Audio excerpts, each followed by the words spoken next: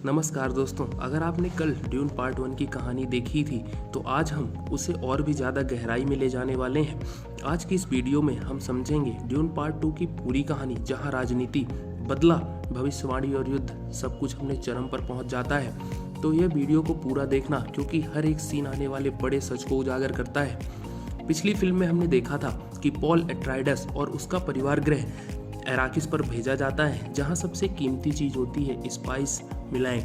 लेकिन यह सबकी एक साजिश होती है। हाउस हेराकन और एम्पेरर मिलकर हाउस एट्राइडस को खत्म कर देते हैं। पॉल के पिता ड्यूक लेटो मारा जाता है और पॉल अपनी मां लेडी जेसिका के साथ रेगिस्तान में भाग जाता है। वहीं उनकी मुलाकात होती है फ्रीमेन जनजाति से और कहानी यहीं से एक नई दिशा लेती है। दोस्तों, अब हम स्टार्ट करेंगे ड्यून पार्ट 2 की कहानी कि पार्ट 1 के बाद ड्यून 2 में हुआ क्या। दोस्तों, रेगिस्तान में पॉल और उसकी मां पूरी तरह फ्रीमेन की दुनिया में घुलने मिलने लगते हैं। यहाँ जीवन आसान नहीं है, हर कदम पर मौत है, रेत के कीड़े हैं और पानी सबसे बड़ी दौलत है। फ्रीमेन लोग पहले पॉल को बाहरी मानते हैं, लेकिन उसकी लड़ाई की क्षमता और भविष्य देखने की शक्ति उन्हें सोचने पर मजबूर कर देती है।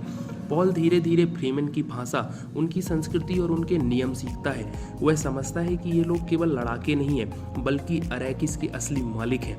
पॉल अब सिर्फ एक शरणार्थी नहीं रहता, वह खुद को बदलता हुआ महसूस करता है। इसी दौरान हम देखते हैं पॉल और चैनी के बीच रिश्ता गहरा होने लगता है। चैनी उसे सिखाती है कि रेगिस्तान में कैसे जिया जाता है, कैसे चलना है ताकि सैंड बॉम्ब ना आए, कैसे पानी बचाना है और कैसे बिना डर के जीना है। पॉल पहली बार महसूस करता है कि उसे अब कोई अपनापन मिल गया है। उसे चैनी के साथ अपनापन फील होने लगता है। लेडी जेसिका फ्रीमेन के बीच जाकर रिवरेंडेंट मदर बन जाती है। वह एक खतरनाक रिचुअल से गुजरती है, जिसमें वह जहर पीकर उसे अपना शरीर में बदल देती है।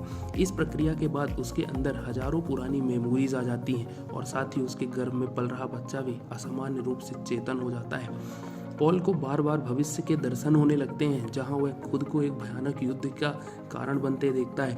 वह जानता है कि अगर उसे अपना भाग्य स्वीकार किया तो पूरी आकाशगंगा खून में डूब सकती है, लेकिन अगर वह कुछ नहीं करता तो हेराकन एराकिस को हमेशा के लिए तबाह कर देंगे। दूसरी ओर बैरन हेराकन मर चुका होता है और उसकी जगह आता है उसका भतीजा फीड राउथा। फीड चालाक, निर्दयी और बेहद खतरनाक है। वह एम्परर की बेटी प्रिंसेस इरोलन के सामने अपनी ताकत दिखाता है, जिससे साफ हो जाता है कि सत्ता के खेल में वह एक बड़ा खिलाड़ी बनने वाला है। पॉल अब फ्रीमेन के साथ मिलकर हैर कॉनन पर गोरिल्ला अटैक शुरू करता है। वे स्पाइस हार्वेस्टिंग मशीनों को नष्ट करते हैं, सैनिकों को मारते हैं और धीरे धीरे पूरे अरैकिस पर डर फैला देते हैं। हेराकन समझ नहीं पाते कि उन्हें कौन मार रहा है, एक भूत, एक मिथक या कोई भगवान।